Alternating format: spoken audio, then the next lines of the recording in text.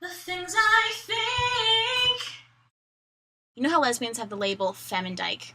Mm-hmm. Is there anything like that for gay men? And Femme mask. Okay. What do you say to that, like, stereotypes of that nature? The crusaders of the early gay rights movements did not give their lives for you to call yourself straight acting. And I'm very firm on that. I get really pissed. So what people will say is like, they're straight acting. I'm a masculine guy looking for another masculine guy because somehow it makes them feel better that they're sleeping with a man, but they're not substituting a womanly man for a woman. And first of all, there's nothing wrong with being a feminine man. If you are a feminine man, that is okay. Rom-com men are almost always feminine, and they still get paid a shit ton of money, and they get the girl. In that J-Lo movie, Monster-in-Law, he was pretty feminine, and everyone loved him. I get mad when people say, not into femme, not into mask. I'm not into your labels. And that sounds super like, oh, I don't do labels. I'm just not about all of those fake things. It pisses me off with you. that people would categorize themselves in such a limiting, hurtful manner as mask femme. Because what those words carry is a connotation of being inherently wrong or right. If you are a man, you should be masculine. If you are a woman, you should be feminine. And if you are a feminine man, there's something wrong with you. And that's not true.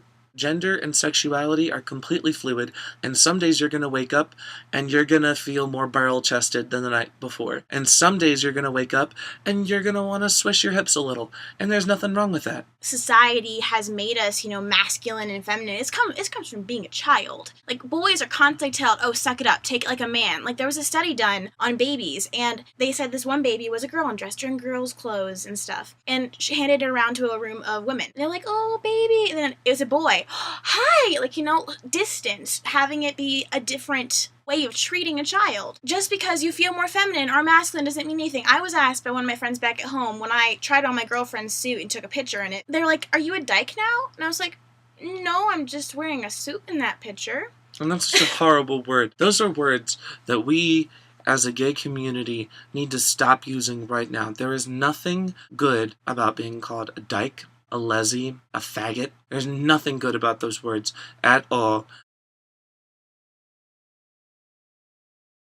We can't be reclaiming those words because those are words that have been used historically to hold us down. And those are the kinds of words that we hold ourselves down with. We are stabbing ourselves with the sword that kept us on the post for so long. They're such horrible, nasty, ugly words. Like, do you even know what faggot means? Well, faggot has gone through a lot of definitions over the centuries, and it was just in the early 20th century that faggot started to gain popularity as a pejorative word for a gay person. And it's such an ugly, ugly word, and you never really fully comprehend how ugly it is until you get called a faggot, and you feel the hate behind that word, and you think, how could anyone hate me so much that they would call me a word like that?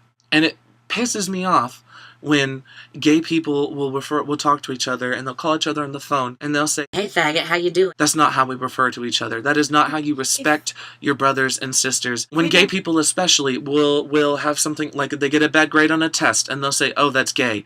What are you doing to yourself? You don't say, oh, that's white. That's so white that I got a bad grade on a test. That's not... so person in glasses and having braces.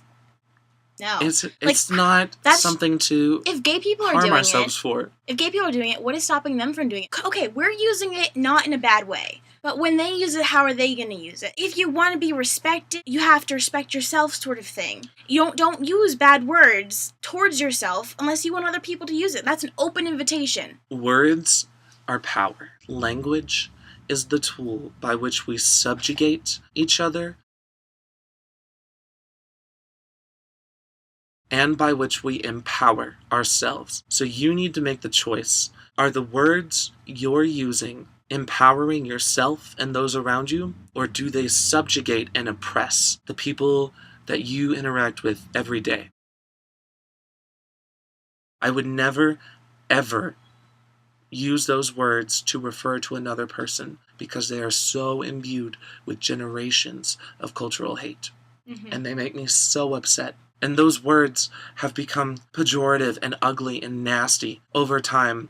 And they are meant to keep people oppressed, meant to remind you that no matter how hard you try, by the virtue of existing, you are less than those people who call you those words. And that is not true. For those who don't understand that, like, you know, people are like, oh, you ride the short bus. Like, just by saying you ride a certain bus or in a certain class. I rode the short bus, and it was a great bus. People were hilarious and funny. Like, we talked about condom brands and random crap. It was an awesome bus. Like, people use things like, oh, you rode the short bus, haha, you're so stupid. Like, that's kind of like showing you, like, by just one thing that makes you less. It's not as dramatic of a thing as, like, the word faggot or anything, but it's a smaller example of how people can be discriminated because of a certain thing. We gotta watch what we say and how we address each other. And these issues are just so inherent in our own language, and that's the power that your words have. Even the words you don't think have power. These words you use to define yourself, to express yourself. You can't use words